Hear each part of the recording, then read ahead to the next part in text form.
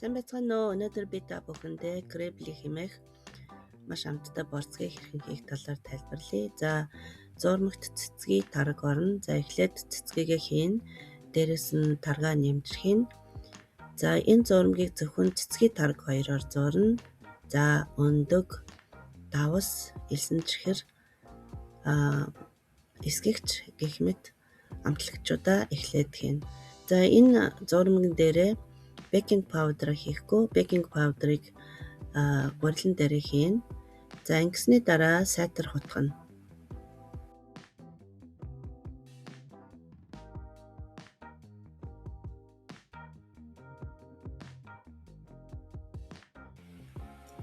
За, одоо гурилан дээрээ бейкинг паудераа нэмээд өндөг хутгагчаар сайтар хутгаж шигшсэн мэт болгоно.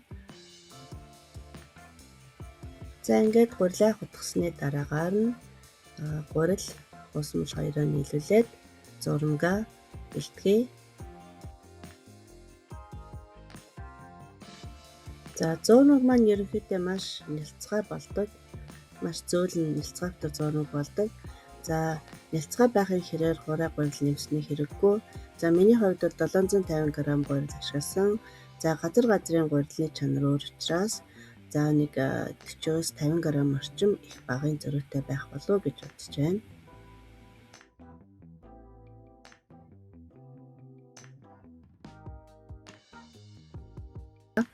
За, ингээд зуурсан зурмгаа 1 цаг амраана. За, 1 цаг амарсны дараа гурилмаа сайхан хөөгöd ирнэ. За, үүний дараа одоо гарандаа ургамлын тас шингээж ягаад гурилаа сайхан нухаж өгнө.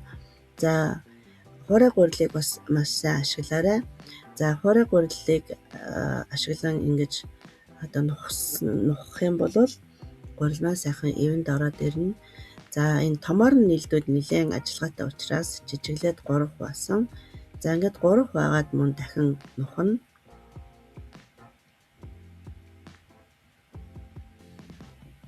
За, хураа гурилыг нэлээд сайн ашиглаж байгаа. Гэхдээ бүр сайн хатуу ултал нь бол хийсний хэрэггүй.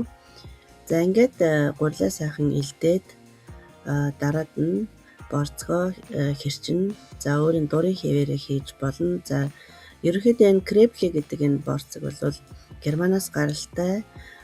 Ерөнхий өөрийнх нь бол хэлбэр бол мушка борцогтой төстэй байдаг. За, мөн гонцгой урт нарийнхан хийсэн ч маш одоо үзэмжтэй болдог. За, ингээд гурилаа илдсэний дараа 1 см орчим зузаантай илдэнэ. За, үүний дараа хэрчиж хэвлэнэ.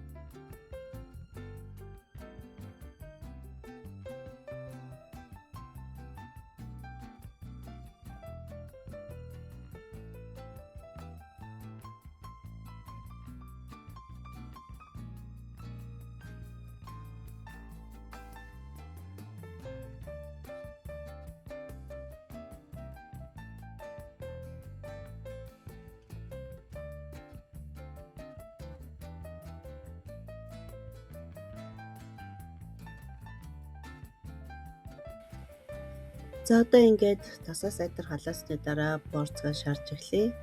За, борцгоо хийхдээ галаа сайн тааруулаарай. За, нэлээд чанга галаар бол борцог маань төлөгдөнө. Тэм учраас багаас жоохон дунд зэргийн хүчтэй галаар хийгээрэй. За, үүнээс гадна борцгийн дээрээ байгаа хураа гурилаа сайтар цэвэрлж байгаа тэгээрээ тосдондоо ороод одоо борцог маань ингээд хар болцсон байгаа. Энэ одоо хураа гурилтай байна гэсэн үг. За, ингээд маш амттай тарга цэцгээр зурсан борцог маань бэлэн боллоо. Та бүхэн минь хийж үзээд гэрийнхэн болон хүүхдүүдэд дайлаарай. За, өрөмтөө идэхэд бол маш амттай байдаг. За, өнөөдрийн бичлэгийг тоглон үзсэнд баярлалаа. Дараагийн бичлэгээр уулзтлаа. Түр баяртай.